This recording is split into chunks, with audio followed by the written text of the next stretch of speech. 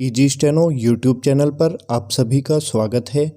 Dictation 5 second बाद start होगी। Ready start.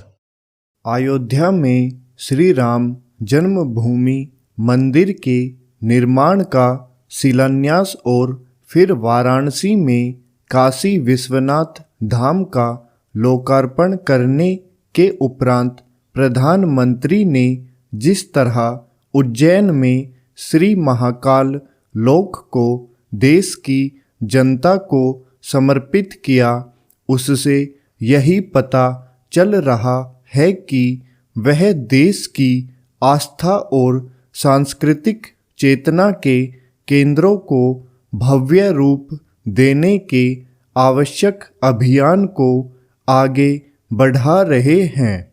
इसकी पुष्टि केदारनाथ धाम का नवनिर्माण और गुजरात के पावागढ़ में कालिका मंदिर के शिखर का पुनर्निर्माण कराकर वहां ध्वजारोहण कराने से भी होती है। इस मंदिर के शिखर को नष्ट करके वहां एक मजार बना दी गई थी, जिस कारण 5 सदियों से अधिक समय से वहां ध्वजारोहण नहीं हो रहा था। भारत सांस्कृतिक रूप से जितना समृद्ध है, उतना ही आस्था के उन प्रमुख केंद्रों से भी जो देश के हर हिस्से में है। इनमें से कुछ सदियों पुराने हैं और शिल्प कला का अद्भुत नमूना भी। ये केंद्र भारतीय सभ्यता के वैभव को रेखांकित करने के साथ अपनी धार्मिक महत्ता के लिए भी जाने जाते हैं और भारतीय संस्कृति के गौरवगान के लिए भी। ऐसे सभी केंद्र भव्य होने भी चाहिए और दिखने भी चाहिए, ताकि वहां जाने वाले श्रद्धालुओं को किसी प्रकार की असुविधा न हो।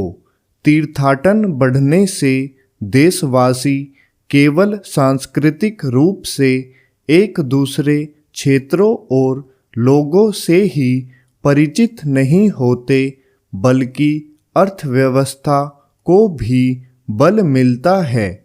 आस्था के हमारे केंद्र अर्थव्यवस्था को गति देते हैं।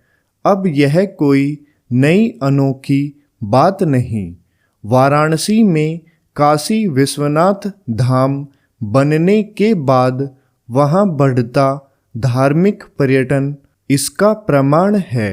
जन जन की आस्था के केंद्र न केवल भारतीयता की झलक देते हैं, बल्कि यह भी बताते हैं कि हम सांस्कृतिक रूप से कितने विशिष्ट हैं। अच्छा होता कि आस्था के केंद्रों को संवारने और उन्हें श्रद्धालुओं के लिए सुविधाजनक बनाने का अभियान स्वतंत्रता के बाद सोमनाथ मंदिर के जीर्णोद्धार के बाद भी जारी रहता, लेकिन ऐसा नहीं हुआ। यदा कदा आस्था के कुछ केंद्रों को तो निखारा गया, जैसे कि वैष्णो देवी मंदिर और तिरुपति बालाजी मंदिर, लेकिन हमारे अन्य अनेक मंदिर और उनके परिसर उपेक्षित ही पड़े रहे।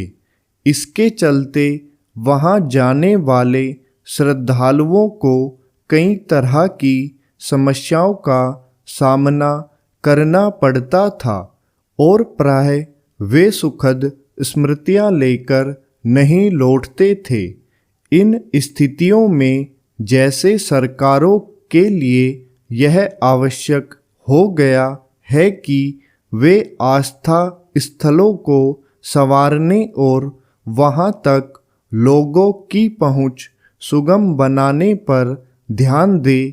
वैसे ही श्रद्धालुओं का भी यह दायित्व बनता है कि ऐसे स्थलों की गरिमा और सांस्कृतिक स्वरूप बनाए रखने के लिए सजग रहे। निसंदेह सभी को इसके लिए भी प्रयत्नशील रहना चाहिए कि आस्था के हमारे केंद्र देश में सकारात्मक ऊर्जा का संचार करें। स्टॉप।